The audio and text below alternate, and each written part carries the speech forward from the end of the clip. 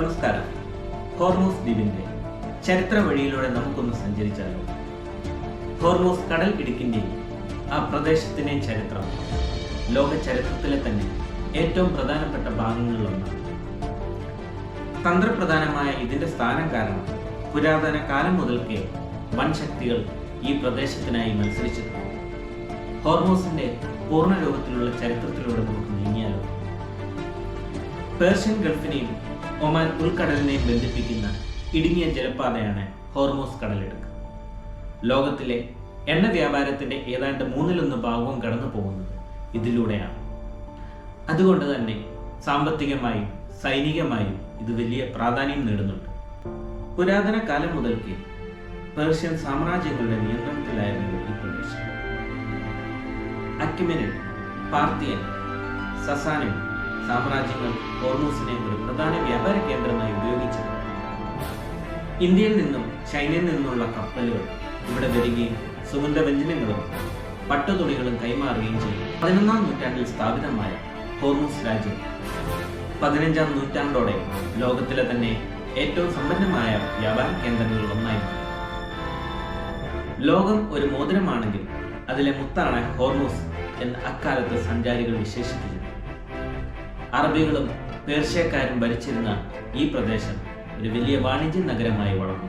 പോർച്ചുഗീസുകാരുടെ വരവോടെ 1507 Portuguese നാവികനായ Afonso D Albuquerque Hormuz ആക്രമിച്ച് കീഴടക്കി.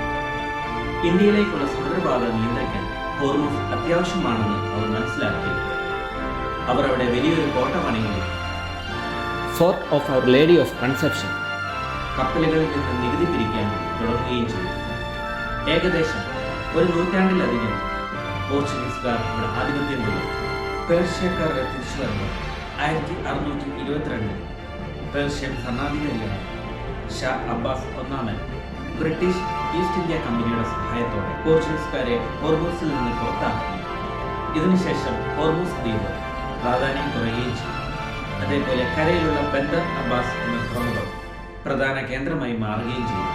19-ാം നൂറ്റാണ്ടിൽ ബ്രിട്ടീഷുകാർ ഈ പ്രദേശത്ത് വലിയ സ്വാധീനം ചെലുത്തിയിരുന്നു.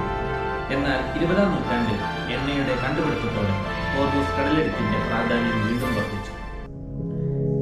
ഇറാനും ഇറാഖും തമ്മിലുള്ള യുദ്ധം 1980-88 ഈ കാലയളവിൽ ടാങ്കർ യുദ്ധം നടന്നത് ഹോർമൂസിലായിരുന്നു. കപ്പലുകളെ ആക്രമിച്ചുകൊണ്ടും എണ്ണ വിതരണം തടസ്സപ്പെടുത്തിയും ഇരു രാജ്യങ്ങളും ശ്രമിച്ചു. അന്ന് ഇറാൻ ഇറാഖ് യുദ്ധം 1980-88 കാലയളവിൽ ടാങ്കർ യുദ്ധം നടന്നത് ഹോർമൂസിലായിരുന്നു. കപ്പലുകളെ ആക്രമിച്ചുകൊണ്ടും എണ്ണ വിതരണം തടസ്സപ്പെടുത്തുവാൻ ഇരു രാജ്യങ്ങളും ശ്രമിച്ചു. നിലവിലെ അവസ്ഥയും ഏതാണ്ട് അതുപോലെയാണ്. ഇറാനും അമേരിക്കയും തമ്മിലുള്ള രാഷ്ട്രീയ തർക്കങ്ങളുടെ പ്രധാന കേന്ദ്രമാണ് ഹോർമൂസ് കടലിടുക്ക്. ഇത് അടച്ചുപൂട്ടണമെന്ന് ഇറാൻ പലപ്പോഴും ഭീഷണിപ്പെടുത്താറുണ്ട്. കാരണം ലോക സമ്പദ് വ്യവസ്ഥയെ തന്നെ തകർക്കാൻ ശേഷിയുള്ള ഒരു നീക്കമായിരിക്കും അത്. എന്തുകൊണ്ടാണ് ഹോർമൂസ് ദ്വീപിന് ഇത്രയും പ്രത്യേകതകൾ നിറഞ്ഞിരിക്കുന്നത്? ഇന്ന് ഹോർമൂസ് ചരിത്രത്തെക്കാൾ ഉപരി അതിന്റെ പ്രകൃതി ഭംഗി കൊണ്ട് ശ്രദ്ധേയമാണ്.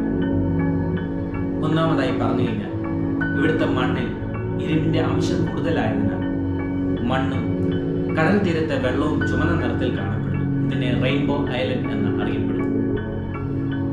രണ്ടാമതായി പറഞ്ഞു കഴിഞ്ഞാൽ ഇവിടുത്തെ ടൂറിസം. പോർച്ചുഗീസ് കോട്ടയുടെ അവശിഷ്ടങ്ങൾ കാണാൻ ഇന്നും അനേക സഞ്ചാരികൾ ഇവിടെ എത്തിക്കൊണ്ടിരിക്കുന്നു.